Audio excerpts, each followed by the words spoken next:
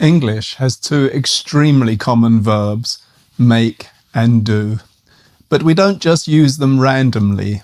For example, we say, make a mistake, but do homework. Make a phone call, but do research. Make a decision, but do the dishes. And as an English learner, you've probably experienced this moment. You're speaking and you suddenly think, wait a minute, is it make or do a phone call? Even advanced learners sometimes stop and think, should this be make or do? So what's the difference? First, an important point. Native speakers don't study rules about make and do. We don't stop and think, is this an activity or a result? Instead, we simply learn phrases like make a decision or do homework as natural chunks of language. These combinations are called collocations. A collocation is a pair or a group of words that naturally go together. So fluent speakers don't really think about rules. They simply know which words belong together. But if we look at many examples, we can notice some patterns that can help learners understand how English works. Generally speaking, do often describes activities, tasks, or work. For example, do homework, do your job, do research, do the dishes, do exercise, etc.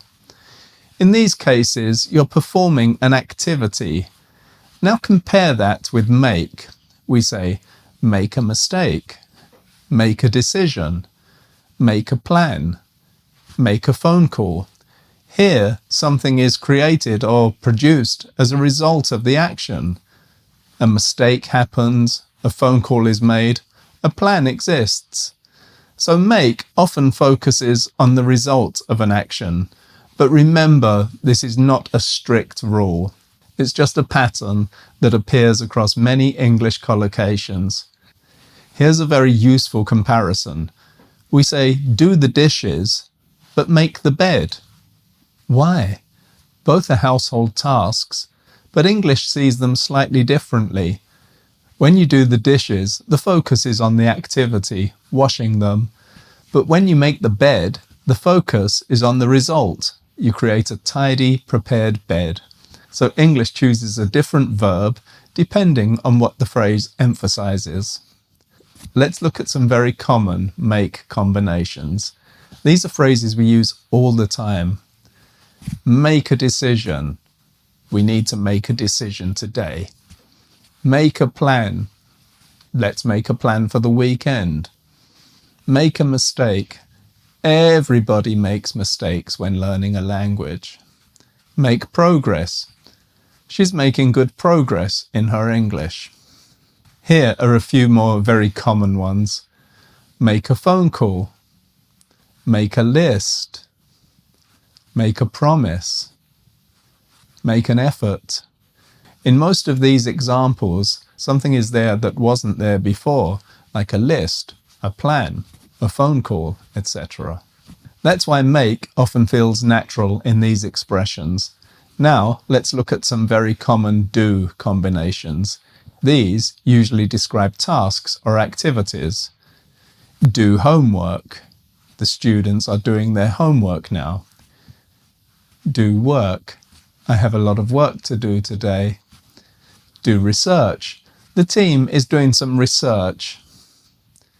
Do business. The company does business internationally. Here are a few more very common examples. Do the dishes. Do exercise. Do your best. Do a job. Here, the focus is on performing an activity. Many English learners accidentally mix up make and do. This often happens because people translate directly from their own language. For example, learners sometimes say, do a mistake, instead of make a mistake. Another common error is do a phone call, but the natural phrase is make a phone call. And sometimes learners say do a decision, but in English it's make a decision. The important thing to remember is that English verbs form fixed combinations or collocations with certain nouns. To sum up, the difference between make and do isn't really about memorizing strict grammar rules. It's about collocations, the combination of words that English naturally uses. And at advanced levels, improving your English is sometimes less about learning more vocabulary and more about learning natural chunks of language. So instead of memorizing single words, try learning whole phrases, because fluent speakers don't just know words, they know which words naturally belong together. And if this video helped you understand English a little more clearly, don't forget to subscribe for more lessons like this. Thank you for watching, and I'll see you next time.